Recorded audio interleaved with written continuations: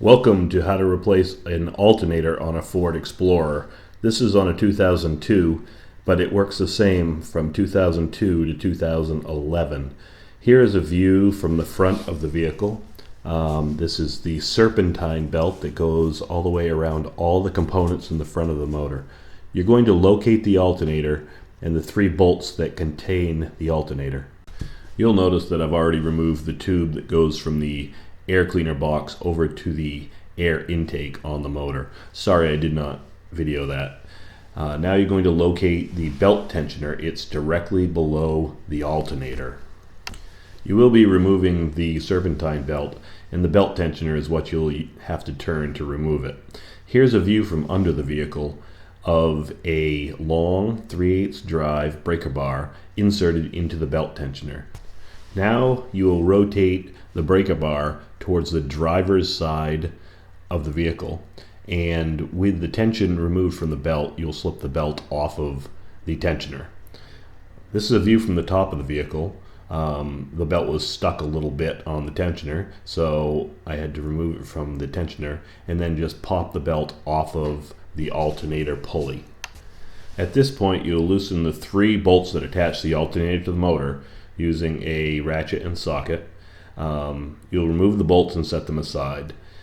The next step is to remove the electrical connections from the alternator. Be sure that you remove the positive terminal of the battery so you don't cause any major shorts. You'll lift the tab and remove the wire connector from the alternator, and then you'll pull back the rubber cap and slide it back up the wire to expose the connection from the battery to the alternator. Again, make sure that battery positive terminal is disconnected because there's a lot of electricity flowing through that. Using an 8mm socket, loosen the nut that holds the battery connection on the alternator and just set the nut aside. Once the wires are disconnected from the alternator, just swing them up out of the way so they don't get in your way and you don't pinch them. Then just lift the alternator out. Next, you're going to compare your old alternator to your new alternator to verify that the bosses that hold the alternator in place are correct.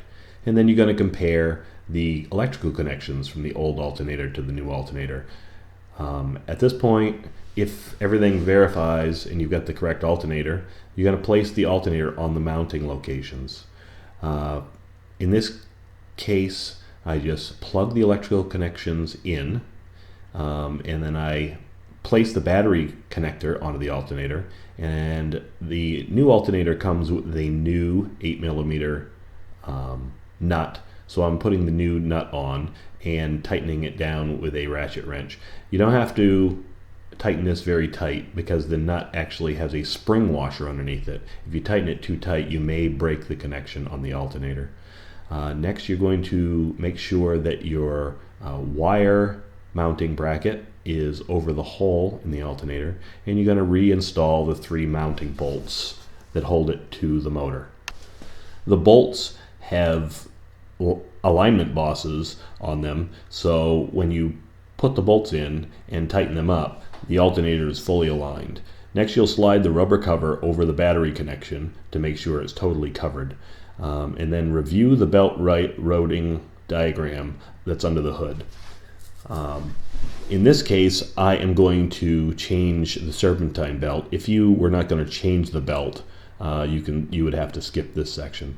So I remove the old belt and I'm putting in the new belt. And you do this by starting to put the belt around the crankshaft pulley on the motor, and then you'll follow the routing diagram to route the belt around all the other pulleys and idlers. When you're doing this, be careful that you line up the belt correctly on the teeth of the pulleys, because if they're off a little bit, as soon as you start the motor, it will shred the belt.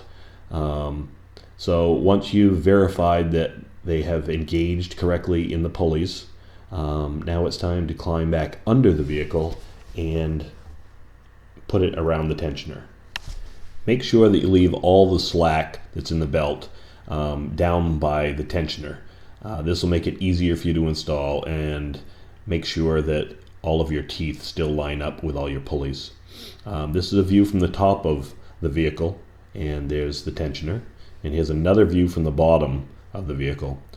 Here you can see the breaker bar is in the tensioner, and the tensioner is rotated all the way towards the driver's side of the car, and I'm putting the belt around the tensioner. This can be a little tricky because there's not a lot of room under the car, but it is doable. Once that's on there and you release the tension on your breaker bar, now it's time to install the air tube on your motor, and that's it. Thank you for joining me to how to replace an alternator on a Ford Explorer. This will work on a lot of other vehicles. Thank you very much. Goodbye.